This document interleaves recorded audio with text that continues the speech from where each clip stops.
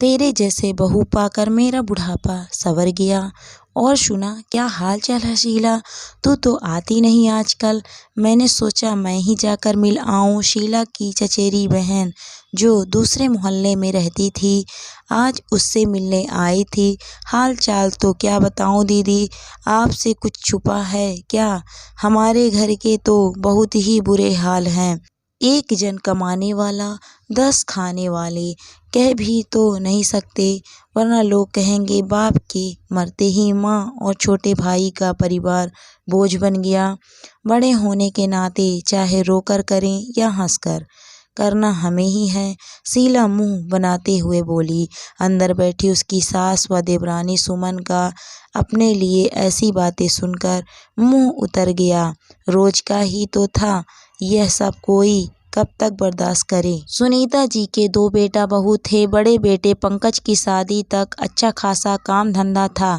सुनीता जी के पति का एक दिन अचानक हार्ट अटैक आया और लगभग 6 महीने तक मौत से लड़ते हुए वह हार गए। बड़ी बहू शीला शुरू से ही स्वभाव की तेज थी, लेकिन अपने ससुर का थोड़ा बहुत लिहाज करती, लेकिन उनके जाते ही एकदम मुंह फट हो गई थी। छोटा बेटा रितेश एक कंपनी में काम करता था।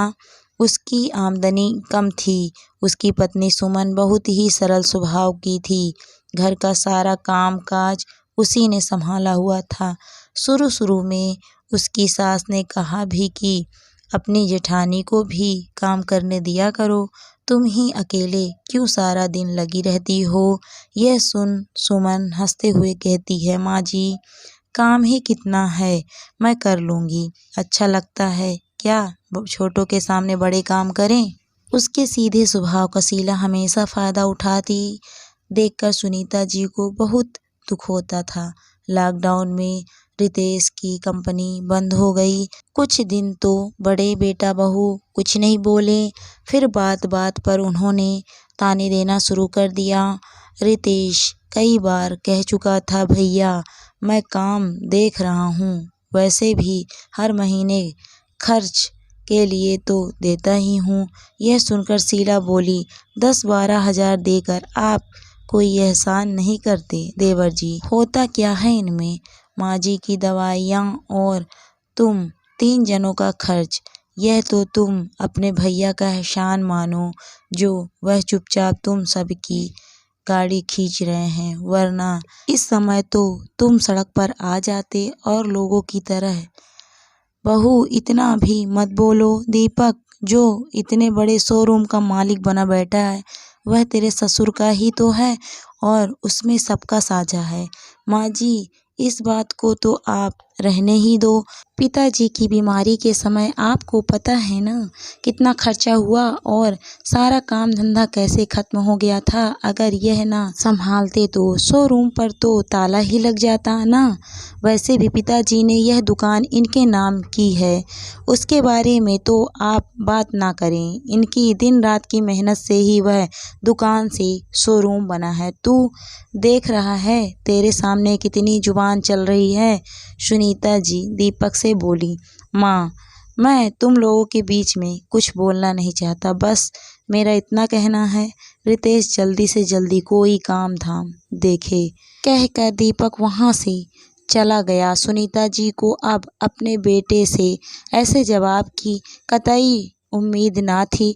उन्हें सुमन के लिए भी बहुत दुख होता था कि सारा दिन नौकर की तरह घर में काम करती है और उसके बाद भी उसे इतना सुनने को मिलता है।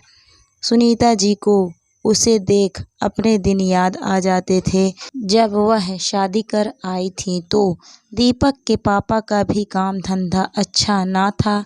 वह भी तो सुमन की तरह सारा दिन घर का पूरा काम धंधा करती और फिर जेठानी व सास से ताने सुनती। और ऐसा ही भाग्य छोटी बहू सुमन का है। हे भगवान, यह बेचारी भी यूं ही पिसती रहेगी क्या हमेशा, सोचकर सुनीता जी की आंखों में आंसू आ गए। उन्हें परेशान देख सुमन बोली, माँ जी आप परेशान मत हो, यह बुरे दिन भी हम चुप रहकर काट लेंगे। नहीं बहू, मैं नहीं चाहती जो मैंने भोगा तू भी वही सब सहे। हम कर भी क्या सकते हैं। सुमन उदास होते हुए बोली, बहू तूने सिलाई में डिप्लोमा किया हुआ है ना, और शादी से पहले तू सिलाई करती थी, तो क्यों न तू अपनी सिलाई शुरू कर दे। लेकिन माँ जी, उसके लिए पहले हमें थोड़ी पूंजी लगानी होगी, और इस समय हमारे पास कुछ भी नहीं है। तू इसकी फिक्र मत कर, थोड़ा पैसा मेरे पास है। हमारी गली के कोने पर ही एक दुकान हुई है, लॉकडाउन के कारण उसका किराया भी सस्ता है। बस तू एक बार शुरुआत कर दे। सुमन ने अपने पति से इस बारे में बात की तो उसने भी सहमति दे दी। उसके जेठ जेठानी को जब पता चला तो वह बहुत नाराज हुए। सुमन का जेठ नाराज होते हुए बोला, क्या अच्छा लगेगा घर की बहू बाहर दुकान पर ऐसे बैठे, लोग क्या कहेंगे। हमारे घर की इज्जत तो मिट्टी में मिल जाएगी। बेटा, लोग खर्च पहुंचाने के लिए पैसे नहीं देकर जाते। काम करने में कोई बुराई नहीं है, और कहीं दूर थोड़ी ना जा रही है, पास में ही तो अपना बुटीक खोल रही है। वैसे भी रितेश की तनख्वाह कम है। अगर सुमन उसको सहयोग देना चाहती है तो इसमें बुराई ही क्या है। और माँ जी, यह अपनी दुकान पर रहेगी तो घर का काम कैसे चलेगा। मैं तो नहीं करूँगी सारा काम अकेले। दीदी, आप काम की चिंता ना करें, मैं सारा काम करके जाया करूँगी। अपनी माँ व सुमन का तर्क सुनकर दोनों पति पत्नी चुप हो गए। सुमन 10 बजे तक घर का सारा काम कर अपने बुटीक पर जाती। सुनीता जी भी सुमन की मदद करने के लिए उसके साथ ही चली जाती। वैसे भी शीला उनसे कम बोलती थी, और जब बोलती तो कोई ना कोई चुभती बात कहकर उनका मन दुखा देती। कुछ ही दिनों में सुमन का बुटीक चल निकला। लोगों को उसके काम के साथ साथ उसका सरल स्वभाव भी बहुत पसंद आ रहा था। उधर शीला ने घर का काम तो किया नहीं था। सुमन के बुटीक जाने के बाद एक आधा जो भी उसे काम करना पड़ता, उसी से उसकी जान आफत आई हुई थी। सुबह शाम अब वही इसी बात पर कलह मचाकर रखती कि यह तो महारानी की तरह जाकर अपनी बुटीक पर बैठ जाती है, और पीछे से मैं नौकरों की तरह पूरा घर संभालूं। यह कहाँ का न्याय है। रोज सुबह शाम की चिक चिक से परेशान हो। एक दिन जब सब घर पर थे, सुनीता जी ने कहा, देख शीला, मुझे तेरी बात सही लगती है। अब यह तो बुटीक पर जाएगी ही, और कभी बुटीक पर काम ज़्यादा होने की वजह से घर के कामों में देर भी हो सकती है। अब इसका काम ही ऐसा है, इसीलिए रोज रोज काम को लेकर होने वाले क्लेश से अच्छा है तुम दोनों भाई राजी खुशी अपना चूल्हा चौका अलग कर लो। दोनों अपना अपना घर संभालो, अपना कमाओ, अपना खाओ। इससे एक दूसरे पर भार भी नहीं पड़ेगा। सही कह रही हो ना बड़ी बहू। दीपक और शीला को तो बिना मांगे मुँह मांगी मुराद मिल गई थी। उन्हें तो हमेशा से लगता था कि इस पूरे घर का खर्च वह ही चला रहे थे। अब तो वह लोग काफ़ी बचत कर पाएंगे। उन्होंने खुशी खुशी सहमति दे दी, लेकिन उनकी यह गलतफहमी कुछ दिनों में ही दूर हो गई। शीला को खुले हाथ से खर्च करने का शौक था। पहले रसोई का खर्चा तो रितेश ही दिए पैसों से निकल जाता था, और अब सारा उन्हें ही करना पड़ रहा था। आज दीपक को रितेश के थोड़े से पैसों का महत्व समझ आ रहा था। सबसे ज़्यादा दुखी तो शीला थी, जिसने आज तक एक कप चाय बनाकर खुद ना पी थी। अब उसे रसोई के साथ साथ पूरे घर का काम करना पड़ रहा था।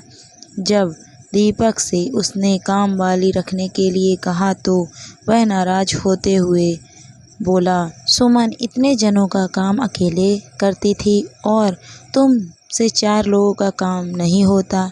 यह तुम्हारे ही बोए बबूल के पेड़ हैं, अब भुगतो। तुमने अपना नुकसान तो करवाया ही, साथ साथ मेरा भी। पता है, उनके अलग होने से खर्चा कम नहीं हुआ बल्कि बढ़ गया है, कहकर यह गुस्से से बाहर चला गया। उधर सुमन घर व बुटीक की जिम्मेदारी बखूबी संभाल रही थी। उसकी रात दिन की मेहनत से उसके घर की आर्थिक स्थिति पहले से बहुत बेहतर हो गई थी। रितेश भी घर के कामों में उसे पूरा सहयोग देता। सुनीता जी तो उसे आशीर्वाद देते ना थकती। वो हमेशा कहती, तेरे जैसी बहू पाकर मेरा बुढ़ापा संवर गया। माँ जी, यह सब आपके सहयोग से ही संभव हो पाया है, वरना मैं तो इतना बड़ा कदम कभी ना उठा पाती। आप मेरी दूसरी माँ हो जिसने मेरे लिए इतना कुछ सोचा। बस आपका आशीर्वाद हम पर सदा यूं ही बना रहे, मेरे लिए यह सबसे बड़ी पूंजी है। बस बहू, अपना यह सरल स्वभाव कभी ना छोड़ना। भगवान तुझे यूं ही तरक्की दे, कह सुनीता जी ने सुमन के सिर पर आशीर्वाद रूपी हाथ रख दिया।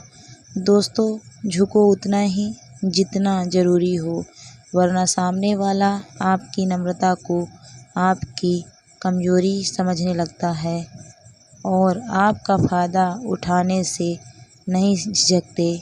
वैसे भी रिश्ते आपसी सहयोग और प्रेम से आगे बढ़ते हैं। जहाँ समझ व सहयोग का अभाव हो, ऐसे रिश्तों से दूरी बना आगे बढ़ने में ही समझदारी है।